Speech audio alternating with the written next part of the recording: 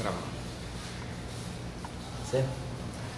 Então, vamos, a ideia desse curso, bom, então só colocar aqui, para quem não conhece o link dos cursos, né, todos esses cursos que a gente dá aqui, sobretudo os cursos do Sebastião dá, em que eu dou, e alguns cursos especiais são gravados. Outros, né, nem todo professor concorda de gravar as aulas, mas os professores que a gente convida em geral aceitam, e as aulas estão todas gravadas lá também, os cursos especiais, né, as atividades de verão, os cursos especiais de verão. Então, qualquer coisa se refere a isso. Por que eu estou colocando isso aí? Porque tem alguns cursos, eu acho que tem um link lá no Guilherme, mas tem um link de teorias de Young Mills, não tem? Tem. E aí tem, eu já dei um curso no passado, quer dizer, a gente já deu Young Mills sobre vários aspectos. Tem um curso de Young Mills que foi mais mesmo introdutório. Depois eu fiz um curso de Young Mills mais em conexão com o modelo Sigma não lineares. Aí a gente trabalhou mais a relação entre Young Mills e o modelo Sigma. Depois teve um curso que foi Young Mills com supersimetria, né? Basicamente era a versão de Young Mills dentro da supersimetria. Depois a gente teve um curso também de Young Mills e gravitação quântica, que era mais a abordagem de Young Mills para os modelos de gravitação. Basicamente isso. Agora, esse ano eu estava querendo colocar o curso um pouquinho mais na vertente da unificação. Então, claro, tem que fazer o Young Mills, mas ir um pouquinho na direção da unificação, para discutir um pouquinho mais a questão das constantes de acoplamento, a corrida da constante de acoplamento com energia, para se encontrar num ponto e a gente chegar a uma motivação para a unificação a partir do Young Mills. Então, eu estou colocando isso porque aqui vocês podem buscar, se alguém quiser, por exemplo, aprofundar algum tópico a mais de Young Mills com gravitação, tem um curso especial para isso. Ou Young Mills com o modelo Sigma, tem um curso especial para isso, porque o modelo Sigma em si não é tanto pelo modelo Sigma, mas pelo que o modelo Sigma pode representar dentro do modelo padrão.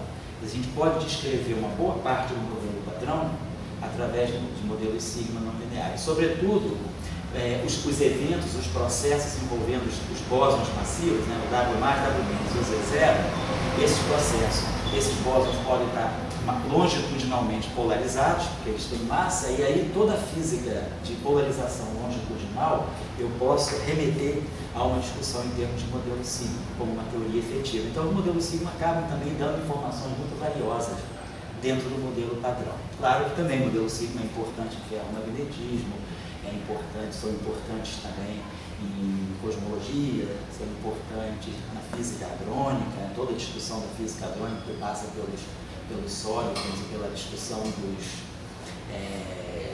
de hadrons, né, como sendo estados compostos, aqueles sólidos compostos, né, passa pelos modelos Sigma não lineares. Isso aí tem toda uma discussão de Young Mills também. Aqui no curso, para quem assim não tem familiaridade, já ouviu falar, assim, fez um cálculozinho, outro marginal, mas assim, quem nunca vivenciou Young Mills aqui? Você nunca vivenciou Young Mills, você também não, né?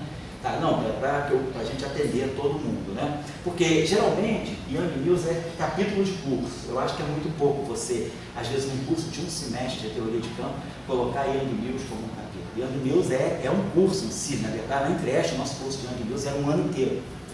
Um ano acadêmico só de teoria de Young Mills, porque é um curso que ocupa, né? E com Young Mills, dentro do contexto de Young Mills, você pode estudar muitas coisas. Você vai estudar muitas propriedades interessantes de teoria de campo, renormalização, aí você pode ter um apelo mais forte às identidades de Slavnov, pode estudar aí abordagem do modelo padrão, abordagem geométrica, um pouco de física matemática, Feiberland. Então, quer dizer, um curso de Young Mills é um cenário onde você pode aprender muitas físicas dentro de um curso só.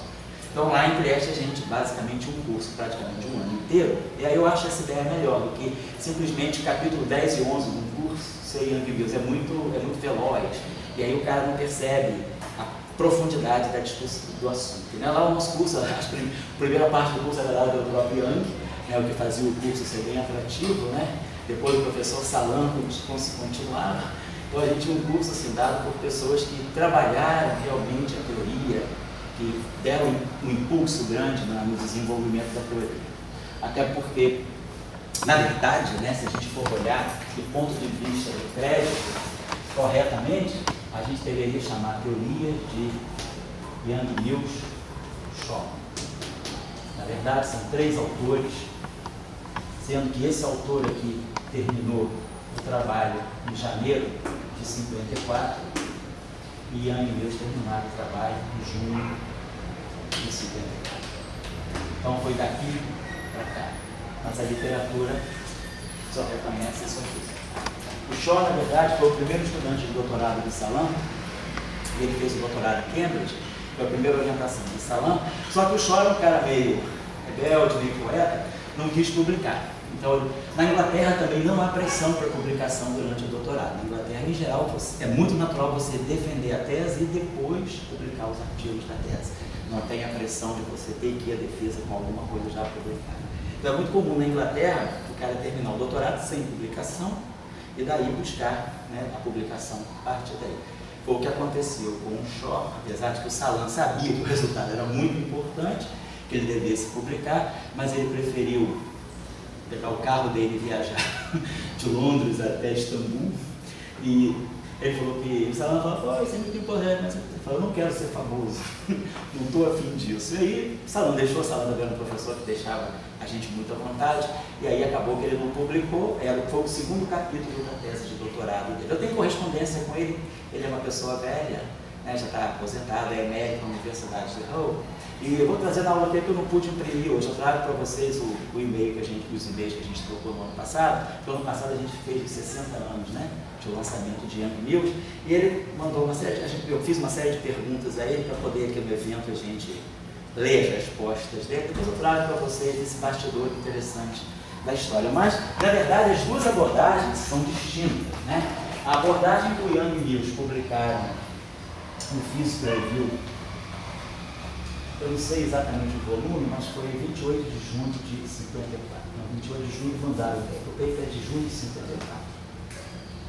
Mas foi publicado logo em seguida. Então, nesse paper aqui, Young Mills, eles lançam, né, a ideia da teoria de Young Mills a partir da física de interações fortes. Então, quer dizer, o que está em jogo aqui são as interações fortes. E eles fazem um trabalho em cima de SO2.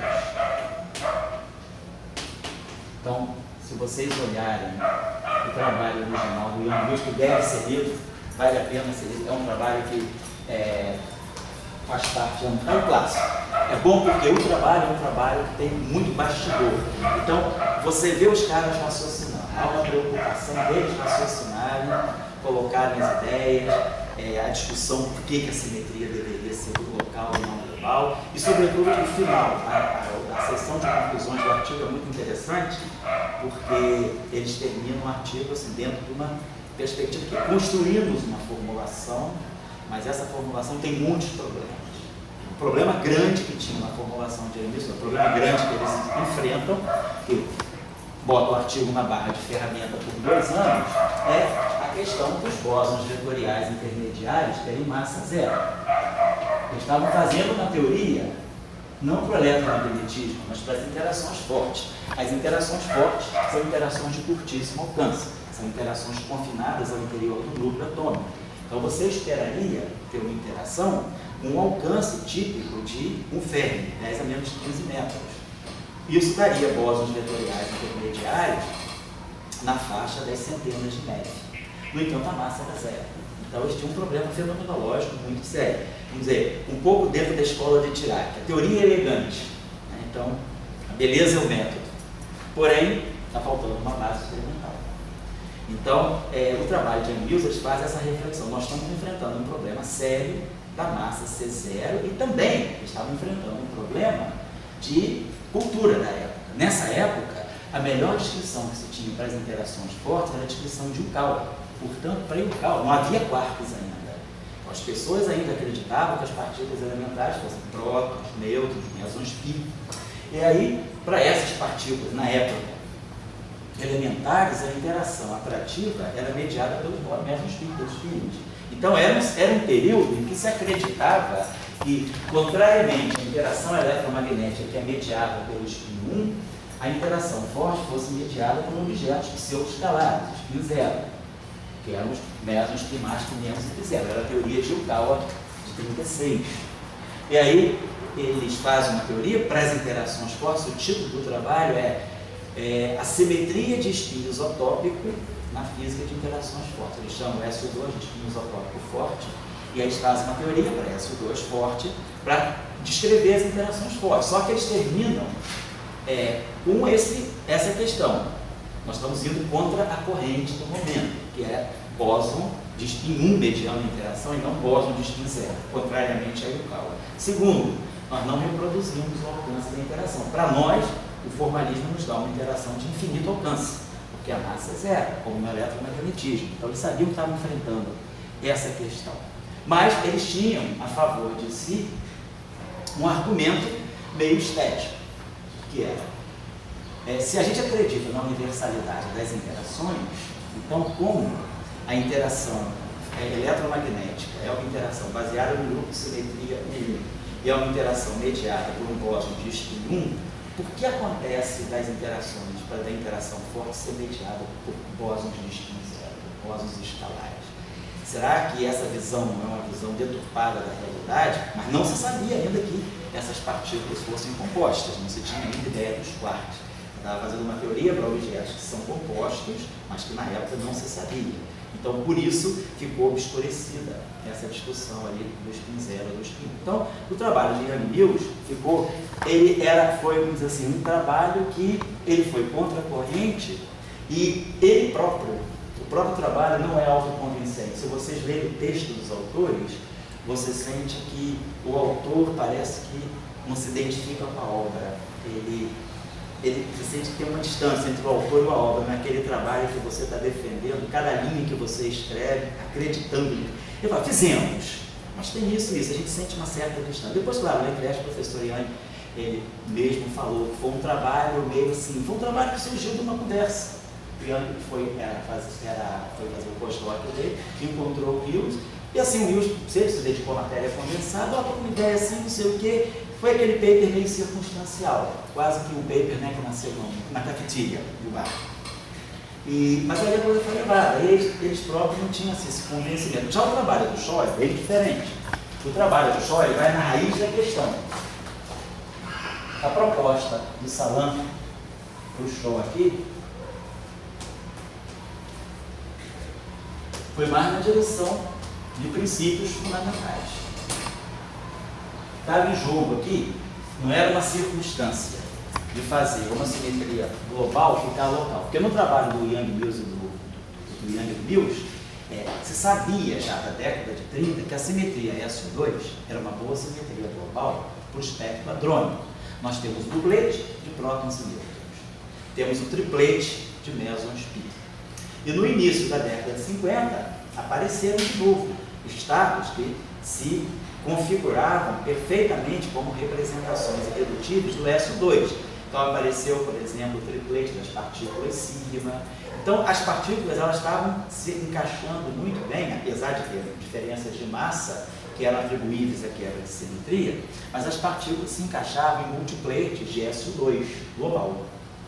Aí, claro, já que na simetria do eletromagnetismo, o 1 da carga elétrica, ele é uma simetria local, a ideia foi uma ideia assim meio um pouco criativa. Vamos fazer simetria local, vamos ver o que vai dar. Isso segundo Yang. Ele próprio disse que se não tinha assim, uma visão muito profunda do que poderia, ou seja, é quase que mais um paper. Vamos fazer e vamos ver o que vai dar. O que é legítimo, né? Óbvio, né? Mas não tinha assim, aquela visão de que nós vamos fazer isso porque nós sabemos que lá no final nós vamos ter como resolver uma questão muito fundamental. Pois não era claro para o Yang e para o Mills. Aí eles fizeram o paper, fizeram a simetria local ficar global. Eles justificam muito bem no texto a questão da localidade, a teoria de campo local, então faz muito sentido a gente ter que definir os campos localmente. Então tem uma discussão ali bem clara. E aí eles fazem a formulação, que é uma formulação assim, bem construída, né? uma construção bem assim, em passos bem dados, mas não é falta, a gente sente que falta o princípio fundamental. No trabalho do Shaw e do Yang e do Salam, que está se doutorado no Shaw, a questão é uma outra. A questão é o que está em jogo, né? O fóton tem spin 1, faz a mediação das interações fortes, das interações eletromagnéticas. Pegando carona na ideia de Yukawa, os mesons pi, eles fazem a mediação das interações fortes. eles têm carga elétrica. Então, eles devem ter uma interação eletromagnética também. Eles são mediadores de uma interação, mas eles participam de uma outra interação eletromagnética. Interação eletromagnética é mediada por objetos de espin 1. Então, a ideia do Salam seria, bom, então esses objetos que fazem mediação I mais I zero I das interações fortes, eles têm interação eletromagnética, eles interagem entre eles via fóton. O fóton tem espin 1. Agora, esses mesmos I, o fóton, diferentemente no eletromagnetismo, o fóton tem carga zero. Então, o fóton, em princípio, no eletromagnetismo, o fóton não gera um próprio campo eletromagnético. Ele faz a mediação da interação, mas ele não tem carga para ele gerar a interação. Ele tem spin, mas ele não tem massa. Então, ele não tem momento magnético também. O momento magnético do fóton é muito pequenininho. Então, o fóton ele tem mais paramagnetismo, paramagnético, não sei se é um objeto, não tem o magnetismo, por exemplo, que um neutrino tem. Então, o fóton ele é destituído de carga elétrica e ele é destituído de massa. Então, não tem condição dele, então, ele não tem nem eletricidade, ele não é monopolo elétrico e nem é de polo magnético. Então, o fóton é absolutamente neutro, vou colocar assim. Então, nessa visão, o fóton ele não tem alta interação, mas os mesmos que fazem a mediação da interação forte, eles têm o spin isotópico da própria interação. Então, os mesmos não só têm a carga eletromagnética, mas eles também não são neutros do ponto de vista da interação forte, que é diferente do fóton. O fóton é neutro, ele faz a mediação de uma interação, mas ele é neutro para aquela interação. Então, na verdade, ele simplesmente é um mensageiro, mas ele não gera campo elétrico. Qual é o campo elétrico gerado por uma distribuição de fótons? Tem. Qual é o campo magnético gerado por uma distribuição de fótons? Tem. Então, o fóton ele faz a mensagem da interação, mas ele não carrega as cargas da interação. Já os mesmos I, essa questão física que estava por trás da motivação do Salam. Já os mesmos I não só têm a carga eletromagnética, mas essa é uma outra coisa, mas eles também não são neutros do ponto de vista dos números quânticos da interação forte. Eles não são neutros do ponto de vista, né, dos números quânticos das interações fortes.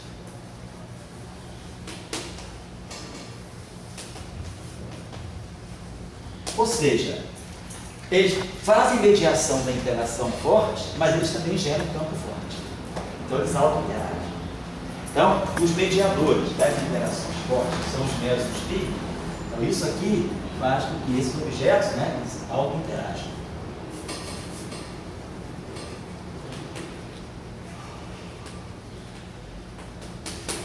Então tem esse porém, diferentemente do campo eletromagnético. E aí, Salam estava com essas questões. Essas questões vieram, na verdade, da tese de doutorado dele, mas ele fez a tese de doutorado dele aqui em cima. A tese de doutorado de Salam foi em cima da eletrodinâmica dos mesons π. Ele trabalhou só o aspecto eletrodinâmico. Como fica uma teoria, uma eletrodinâmica quântica, para portadores de carga que não sejam um spin meio, que não se quiser. Até então se conhecia 49,50, né? E a partir lá de 27 com Dirac, depois de 30 com Fermi, Enrico Fermi, 33 de novo entra Enrico Fermi em jogo com Majorana, aí 49, 50, 51, Feynman, Tomonaga e Schwinger, eles fecham a discussão daquela ideia eletrodinâmica quântica de partículas fermiônicas. Então, a carga eletromagnética ela é portada por objetos fermiônicos, que é o que tem na natureza, que carrega a carga da matéria toda aí, é o elétron. Mas, como nessa época já se sabia do meson π, a pergunta que foi o Dirac que sugeriu para o Salam, quem orientou o Salam não foi o Dirac diretamente, foi o Matthews, que era um postdoc do Dirac. Lá na Inglaterra é muito comum, na Trieste também era muito comum. O cabo do grupo, né, que nesse caso era o Dirac, ele botava os postdocs para orientar doutorado, não tinha nenhum preconceito nem com o CBPF, que no Brasil tem postdoc pode orientar doutorado lá. Então o Salam foi orientado pelo Matthews e a sugestão do Salam foi que, do Dirac, foi que procurasse ver, porque tinha uma discussão muito grande, né, tinha uma grande, quase que um cisma na comunidade, que surgiu em 29 e 30, com Fermi e Majorana por um lado, e Pauli Vaskov por outro, que era a discussão faz sentido na natureza? Será que a natureza vai ser capaz de produzir objetos, partículas bosônicas carregadas? Nessa época não havia. Nós estamos falando de 1929, 1930. O que se conhecia em 1929 e 1930 apenas era o elétron, o próton e o fóton. Não se conhecia nêutron, não se conhecia antinada. Então, tinha 3 partículas elementares: o elétron, o nêutron, o próton e o fóton. Então, não tinha ainda uma partícula bosônica, uma partícula escalar na natureza. E aí, com a discussão do mar de Dirac, da equação de Dirac de 28, a interpretação de Dirac, que era extremamente criticada por Paulo, sobretudo, que era a interpretação do mar de partículas. Então, você tem uma partícula fermiônica, por elas serem partículas fermiônicas, elas satisfazem o princípio da exclusão, e aí você pensava, bom, como é que eu vou dar sentido às partículas de energia negativa? Eu suponho, então Dirac construiu esse cenário. Todos os estados de energia negativa estão preenchidos, e eu posso preenchê-los por causa do princípio da exclusão, eu não tenho condensação, então não vai todo mundo para o estado fundamental. Então você preenche o mar de Dirac com todos os elétrons de energia negativa, e os elétrons de energia positiva são os elétrons acessíveis de serem detectados. Então, mas se você tem agora partículas bosônicas, spin zero, em carga, elas podem se condensar. Então você não tem mais o princípio da exclusão. Então era incompatível você ter uma interpretação de mar de Dirac para partículas bosônicas. E aí ficava a grande questão. Então, então o pessoal estava na discussão. Será que a natureza vai ser capaz ou foi capaz de produzir partículas bosônicas carregadas? Parece que a coisa funciona bem para ferro. Então tinha essa discussão, que ficou em suspenso na literatura. Aí foi o tese de doutorado do Salan, que defendeu em 51, ele resolveu essa questão, chegou ao potencial de Higgs, ele chega exatamente ao potencial de Higgs pela eletrodinâmica dos mesons pi, que são partículas escalares, e aí essa questão estava clara para ele. Então os mesons pi auto-interagem porque eles têm carga para isso. Não é uma auto-interação eletromagnética. Eles interagem eletromagneticamente pelo fóton. Então é o acoplamento mínimo que todo mundo conhece. Mas eles têm um número quântico das interações fortes. Então eles podem ter uma auto-interação. Porque a partícula, ela também tem a carga da interação que ela provoca. Então, a ideia, então como o Salan já conhecia a auto-interação de partículas escalares, a questão que ele colocou então, para o Shaw foi: vamos tentar construir agora uma teoria física para partículas de spin 1 em auto-interação. Será que tem chance, por princípios fundamentais, que a gente tem que respeitar? Respeitar covariância relativística, respeitar a causalidade, respeitar a conexão spin-estatística, respeitar a microcausalidade. E aí, será que tem chance da gente... E aí, já nessa época, respeitar a renormalizabilidade e a unitariedade. Então, eu teria 6 princípios fundamentais para ver se eu conseguiria respeitar, construindo uma teoria, um modelo físico, que descrevesse a auto-interação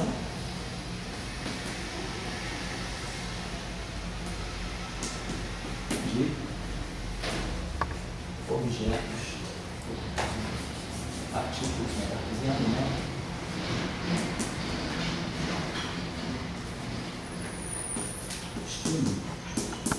Até então, o que se sabia era a auto-interação do spin zero.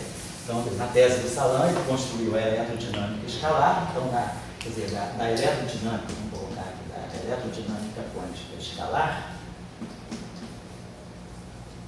o que a gente sabe é que a gente tem os vértices de interação, quer dizer, as interações, vou colocar aqui, os lagrangianos de interação.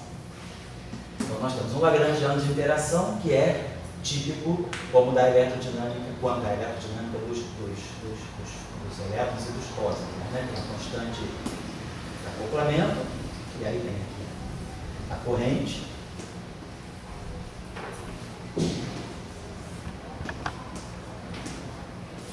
interagindo com o fóton, eletrivértice. Então, a gente tem essa interação que já é comum da eletrodinâmica normal.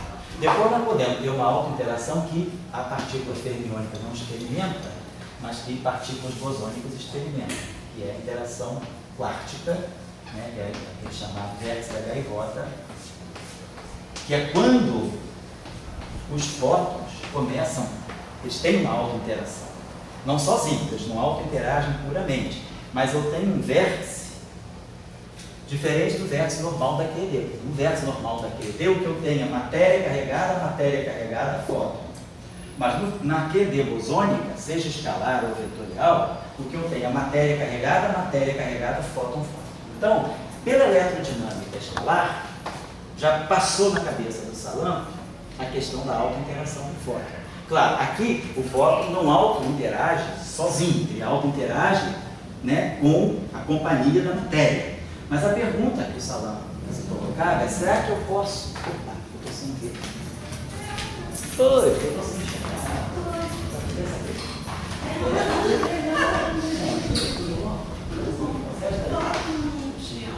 Se você tiver ela depois, eu vou assim. Tchau. Então, pessoal,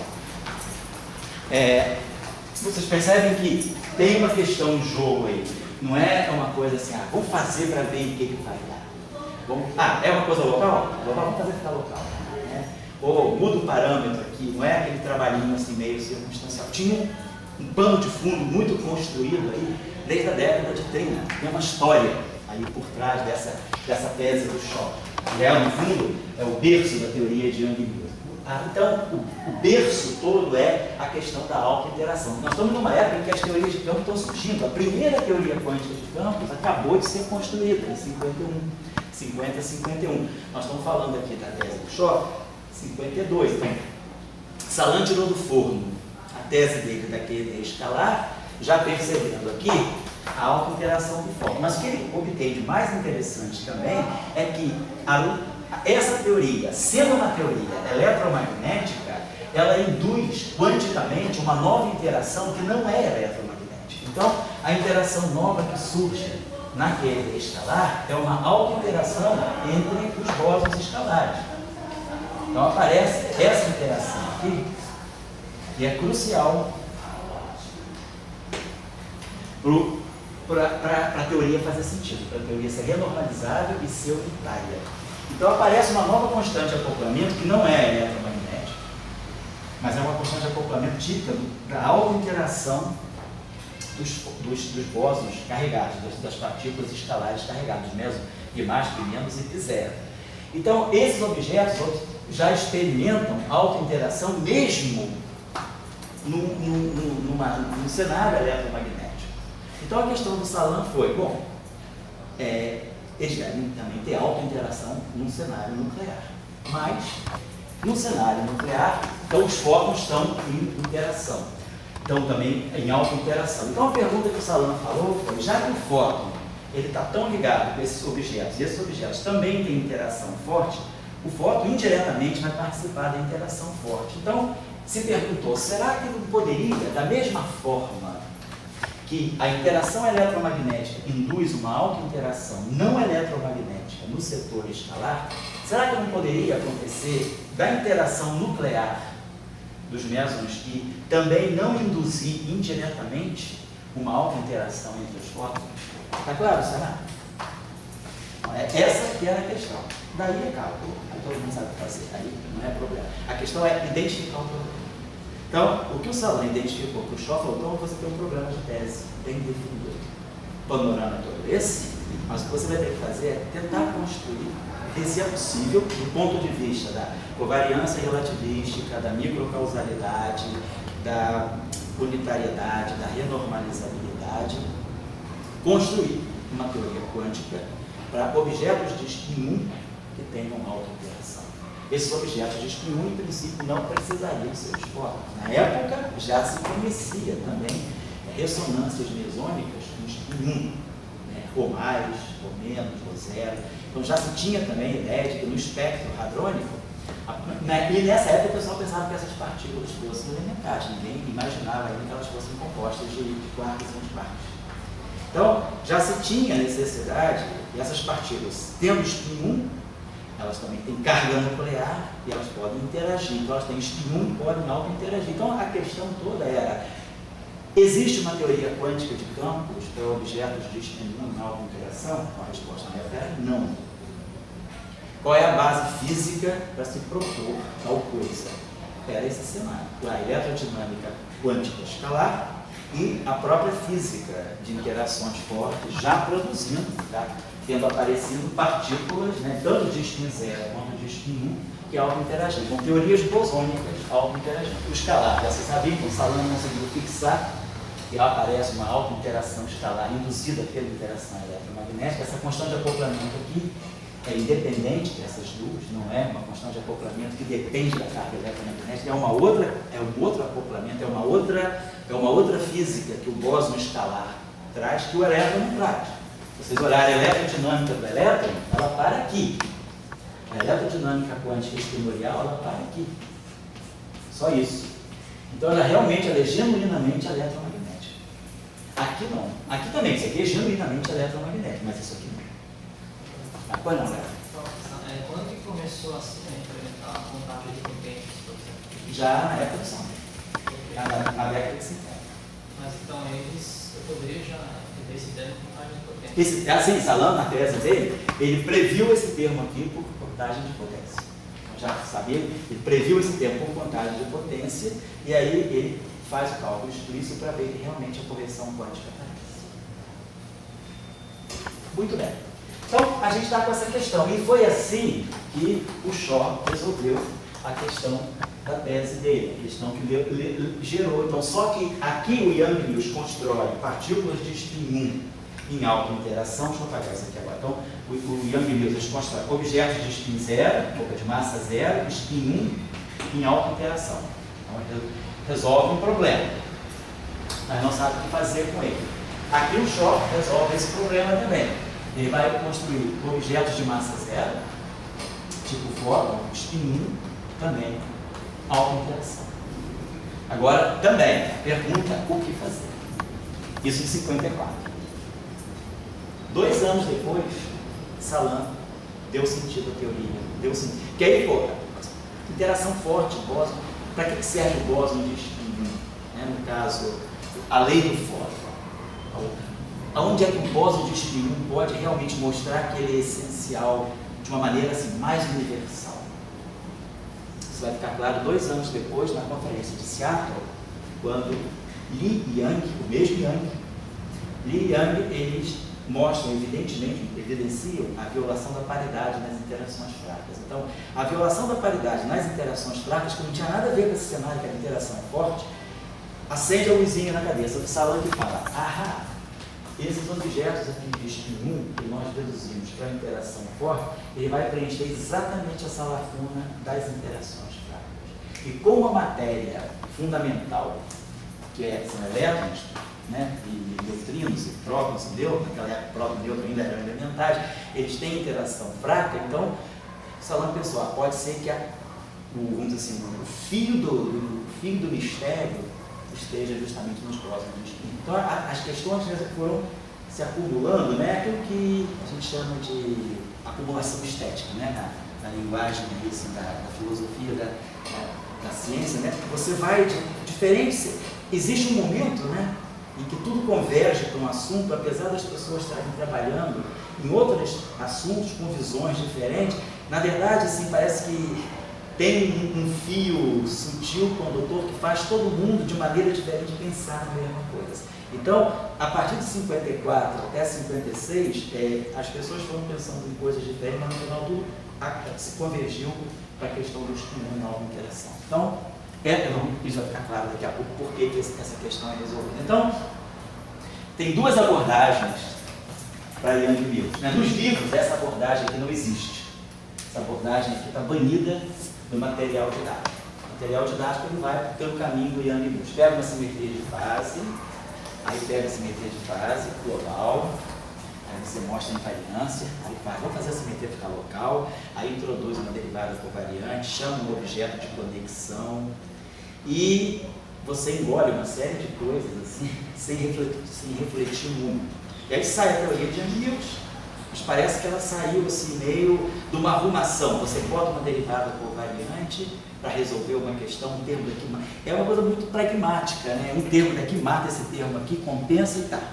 Mas, na verdade, as coisas não saíram assim. Eu acho que é a abordagem mais física que a gente realmente sabe. Você constrói a fórmula. a interação e a abordagem do salão do Shaw. A abordagem do Shaw eu acho que é muito legal. Vamos fazer aqui no curso, né? Vamos fazer as duas abordagens, obviamente, né? Mas acho que essa abordagem aqui é a abordagem que, inclusive, te inspira a fazer qualquer outra teoria. Você, por exemplo, hoje em dia existe uma questão na literatura em aberto que ainda não se conseguiu construir uma teoria para auto-interação não abeliana, uma versão não abeliana para campos de Gage de rank 2. Existem versões não abelianas, existem versões abelianas para campos de Gage de rank 2. Mas campos de Gage, duas formas de Gage, em auto-interação dentro do cenário não abeliano, é uma questão abeliana. Então, esse método aqui, ele indica por onde caminhar. Então, esse método, inclusive a gravitação. Usando o método de Shaw, o Deser mostrou em 72 que, se você fizer o mesmo exercício, pegue partículas de spin 2 e massa zero, construa consistentemente com a covariância, blá, blá, blá, uma teoria que seja auto-interagente, você ganha a gravitação, você ganha exatamente o raiz de menos GR. Então, você consegue construir a gravitação, não estou dizendo que isso que é a gravitação quântica, mas pelo menos você consegue mostrar que, se você pega objetos de spin 2 em auto-interação e segue o mesmo procedimento que seguiu o Shaw e o Salant, você chega na gravitação. Então, parece ser um método bem possante, porque, dado o campo, você pode realmente construir interações, né, desde que você queira respeitar uma série de princípios fundamentais. Aqui, o único princípio fundamental que fura é o princípio da renormalizabilidade. Você consegue construir uma teoria que é covariante, que é causal, que é unitária, usando esse método da auto-interação. Então, está claro, tá clara a motivação por trás de tudo? Então, quer dizer, a teoria de Young-Mills, né, ela tem um propósito, né? Ela não saiu assim simplesmente, vamos fazer uma coisa global, ficar local, né? Foi uma brincadeira de fim de semana. Foi todo o esforço que começou, na verdade, em 1929, com a discussão do que seria uma partícula escalar elementar relativística carregada. Então as pessoas perguntam, isso existe, isso não existe? E, cara, e se a gente for olhar bem, a primeira partícula elementar escalar que apareceu foi o bóson de Higgs. Tudo que apareceu de escalar até agora não é elementar. Então parecia que os caras estavam em cima de uma questão que não é trivial. Nós estamos falando de 1929 a 1930. Todas as ressonâncias, todos os objetos de spin zero que se trabalhava na época pensando que fossem elementares eram menos, que acabaram são constituídos de quarto, antiquarto. Aí você vai para a década de 60, vai para a década de 70, vai para a década de 80, vai para a década de 90, vai para a década de 2010, quando você chega em 2012, você descobre a primeira partícula escalar neutra, nem carregada, neutra, que é o bóson de Higgs. E assim mesmo, pode ser que não seja não. A gente não sabe ainda. O LHC mostrou que a massa está certa, o spin está certo, a paridade está certa, mas não se mostrou nada, ninguém mediu as interações. Então, para se saber que esse bóson é realmente o bóson de Higgs, a gente só sabe cinematicamente. A gente só sabe, vamos dizer assim, os traços fundamentais dele: massa, spin, paridade e carga. Mas nós não sabemos realmente a medida do acoplamento dele ao setor de quarks, a medida do acoplamento ao setor de elétrons carregados. Então, tem ainda algumas coisas, e aí, inclusive, se ele é neutro, se ele é composto ou não. A massa dele é baixa o suficiente para a gente acreditar que ele seja uma partícula elementar, mas não está claro ainda. Quer dizer, o LHC, você não pode dizer, saiu do LHC a elementaridade do bóson de Higgs, não. Então, a gente ainda está vivendo com essa sombra, né, no caminho da gente. Será que realmente a natureza pode produzir partículas elementares escalares? Vamos ver, e viver verá.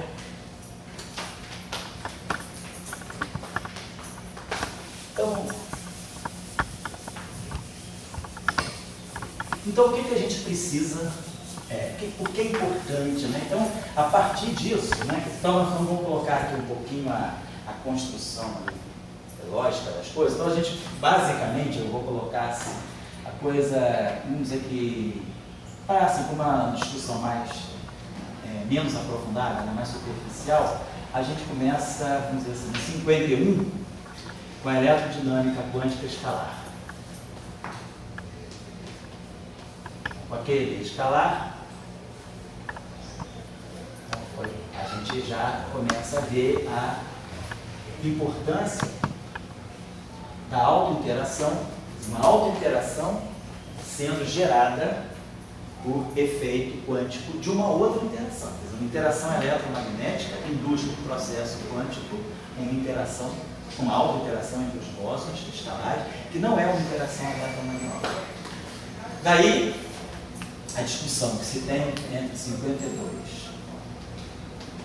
e 54 é de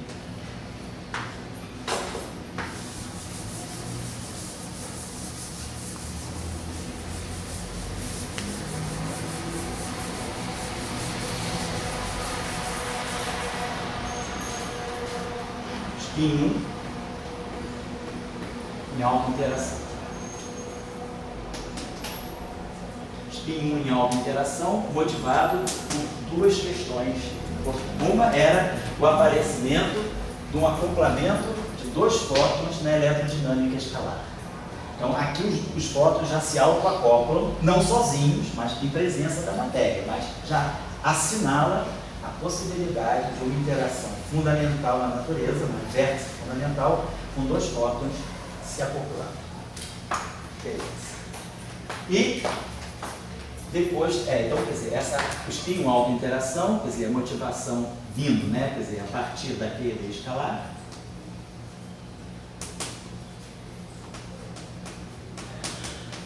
E dentro de uma outra visão, mais clara ainda, mais convincente ainda, é a existência, né, de mesons de spin 1. Então, esses mesons de spin 1 com carga nuclear, com números quânticos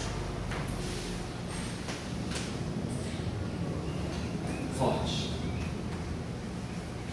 Então, esses objetos, eles têm spin 1 e tem o número quântico e tem a carga forte. Então, eles devem auto-interagir. Então, objeto de spin 1 com auto-interação. Então, isso aqui, então, foi a motivação que levou, então, aqui à construção, né? O Yang e o Mills, por um lado, mais interessados apenas, até eu digo até no aspecto geométrico da interação forte, e o Shaw, por outro lado, mais ligado à questão mesmo de o que seria uma teoria quântica de campos para explicar uma nova interação.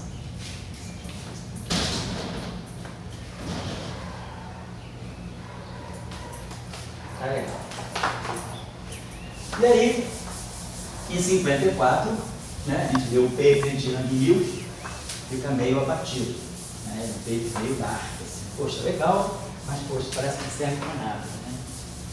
Parece, né? Os próprios autores terminam assim, meio deprê. Apesar de que eu nunca fui um cara deprê, né? Pura alegria, uma pessoa muito simpática. O Mills também era uma pessoa muito, muito simpática. Mas o Yang jamais seria uma pessoa dada à depressão. Mas assim, ele termina o paper, poxa, é tão legal, tanto esforço para não servir para nada, né? Parecia uma coisa meio triste, né? Se a gente ler já o trabalho a tese do Shaw, ela não está publicada, né? O artigo nunca saiu. Foi bacana porque na vida inteira cobrou. O Shaw já era professor, velho, né? Viu aquele artigo que você não publicou? Então o Shaw nunca publicou e ficou um artigo da tese dele. Mas nem ele tem a tese dele. Eu pedi, eu queria tanto ver a tese dele. Mas ele me mandou só, eu tenho o esquema da tese dele, ele falou, tá na biblioteca, tem que fazer escaneamento. E ele falou, eu estou tão velho para isso, não estou nem. Ele falou, esquece isso, essa história já passou. Então a gente não tem a tese dele, mas quem for a Cambridge quiser pegar a tese dele. Um dia eu ainda quero ver essa tese lá, se Deus quiser. Então tá, a tese do Shaw, ele termina de uma maneira mais assim, mais alegre, ele fala, pô, a gente conseguiu construir uma teoria de spin em auto-interação. Isso foi 6 meses antes do trabalho do Yang. Depois que o trabalho do Yang saiu, Salan era super raposa, né? Naquela época não tinha archive, não tinha nada, mas o Salan sabia tudo que saía. As pessoas recebiam aqueles cartõezinhos de pré-print antigamente, né? Era muito diferente. Você esperava o correio chegar, né? Então todo o Instituto de Física tinha na sala do café, tinha um display assim, onde chegavam os artigos. Né? Então, se chegavam os artigos, chegavam em cartõezinhos, você escrevia ali, aí ia por correio para o autor te mandar um exemplar daqui, porque não tinha nem xerox ali naquela época. Né? Então, era tudo feito, correio, né? Então, demorava, acho que o meu salão estava muito ligado nessas coisas, porque ele tinha vários contatos, assim. Então, ele sabia do trabalho do Young Mills, assim que saiu, e aí ele o Shaw já olhou o trabalho para eles verem, né, baterem, verem que os resultados batiam, então eles construíram exatamente a mesma teoria. Mas o bacana da construção do Shaw, que nós vamos ver aqui no curso, é que em nenhum momento, ele impõe que a simetria seja local. Ele começa com a simetria global, ele trabalha com a simetria global, quando ele fecha o processo, ele vê a simetria global virou local. Então, o que o Shaw deduz, a tese dele, é que o fato de se ter auto-interação, a auto-interação é que implica a localidade da interação, diferentemente do ponto de vista do Young Mills. O Young Mills, eles partem do local para construir Young Mills que gera a auto-interação. Então, muitas vezes vocês veem escrito isso nos livros, né, nos livros didáticos, é que a simetria local, ela gera a auto-interação. Isso é uma maneira de ver, eu diria, superficial. É uma maneira que o sistema adotou, porque duas coisas. Primeiro, que a revista Physical Review dele naquela época era uma revista super hegemônica, uma revista americana, hegemônica. O outro era uma tese de doutorado nem publicada tarde. Então as pessoas vão dar crédito, né, para aquilo que tem mais peso dentro do sistema. E aí se incorporou um pouco essa noção. Mas se a gente vai olhar, é o contrário. Vamos ver aqui no curso. Você vai por princípios fundamentais, a gente vai construir a partir de uma simetria global, o tempo todo global, um modelo para spin 1 em auto-interação. Quando você fecha o modelo, você fala aqui, cria-se um procedimento, né, um procedimento recursivo, e aí o procedimento fecha. Ó, aqui a gente, é a última etapa do procedimento. Aqui a gente fechou. Aí você fecha o problema. Quando você fecha o problema, você olha, a simetria que era global aparece local. Então a localidade é uma consequência de você ter spin 1 em auto-interação. E isso faz pleno sentido quando a gente conhece o grupo de Lorentz. Quando a gente conhece o grupo de Lorentz, sabe que o campo vetorial que mora na representação meio-meio do grupo de Lorentz, ele tem dois modos de spin dentro dele. Tem spin 0 e tem spin 1. E para eu construir um objeto de spin 1, eu preciso desacoplar o spin 0. E eu desacoplo o spin 0 impondo uma simetria local, que é a simetria de calibre. Então, essa simetria ela é fundamental para isso aqui. Então, se esses campos auto-interagem, a auto-interação ela poderia te fazer com que esse spin 0 que foi desacoplado da propagação do termo cinético, ele reaparecesse sob a forma de auto-interação. Então, a auto-interação ela pede realmente que a simetria seja local para poder também no setor de interação desacoplar esse spin 0. Então, as coisas se fecham de maneira diferente. Mas o que está em jogo aí, o que é comum a tudo isso aí? O que é comum a tudo isso aí é a relatividade especial. É a covariância de Lorentz. Quem está por trás de tudo isso, mexendo todos os botõezinhos aí, é a covariância de Lorentz, é a simetria relativista. É isso que tá, por isso tudo isso acontece. Nada disso é coincidência, nem nada disso é assim, uma coisa que casualidade. Né? Tem a simetria de fundo que é a simetria relativista. Muito bem, então tem essas duas abordagens. 1950, P6 aparece um fato muito interessante. Na conferência de Seattle, que é a Conferência Internacional, a International Conference of Physics, International Conference of Physics. Nessa conferência aqui, foi uma super conferência. O Feynman estava lá, novinho ainda, cheio de arrogância. Salão falou que o Feynman, assim, cheio de, se aparecendo muito e estava novo, assim, cheio de gás, assim, né? Dando muitas ideias. Estava lá o Feynman, estava lá o Nambu também, o Salão foi, Lilian, foi uma super conferência. E lá, o Lilian, apresentaram um trabalho que chocou muito também na época, né? E antes apresentaram um trabalho super revolucionário, que foi, eles, teóricos, ambos teóricos, eles coletaram todos os dados que se tinha, desde a década de 30 até então, para as interações fracas e falaram, ó, essa interação se processa com violação de paridade. Então eles mostraram que a paridade é quebrada. Não tem quebra de paridade nas interações práticas. Isso aí foi bastante forte, né?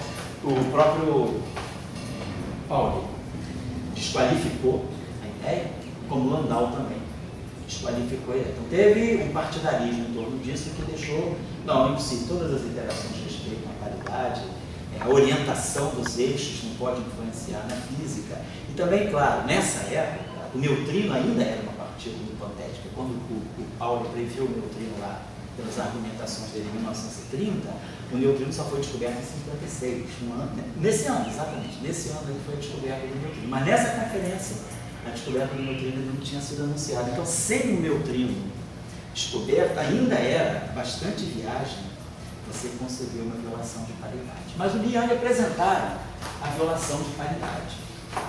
E ficou esse fato assim. Portanto, a coisa chocou tanto que no ano seguinte, né, a Mrs. Moore fez a experiência e mostrou que realmente a paridade é violada. Já em 57 eles já ganharam o prêmio Nobel, porque a experiência foi feita logo em seguida a essa conferência e deu tudo certo. Então, ficou claro que a paridade era violada nas interações práticas. E isso aí foi que acendeu a luzinha. O Salan ficou com isso na cabeça. A conferência foi em setembro, ele viajou, voltou para a Inglaterra, e no dia 15 de novembro daquele mesmo ano, de 56, ele submeteu um paper dele em Robert Menton, e submeteu um paper sobre a simetria quiral. Ele percebeu que a quebra da paridade nas interações práticas deveria estar associada ao fato do neutrino ter massa zero. E aí criou uma simetria por trás disso, que é a simetria quiral. Então, nesse paper de 56, né, que foi publicado em 57, Salan introduz o conceito de simetria quiral. E ele associa, como ele conhecia bem a equação de Dirac, ele percebe que a quiralidade é que está por trás da mesma forma, vamos dizer, que a simetria de calibre está por trás da massa zero do fóton. Você pode dizer, o que garante que a massa do fóton é zero na eletrodinâmica? Tem uma simetria, que é a simetria de calibre, que impede de nós colocarmos um termo de massa para o fóton na eletrodinâmica. Então a massa do fóton é zero por causa de uma simetria. Não havia ainda uma simetria que garantisse massa zero para ferro. Salan então introduziu o conceito de simetria quiral e falou, na equação de Dirac, se o meu ferro não tem massa zero, se o meu único termo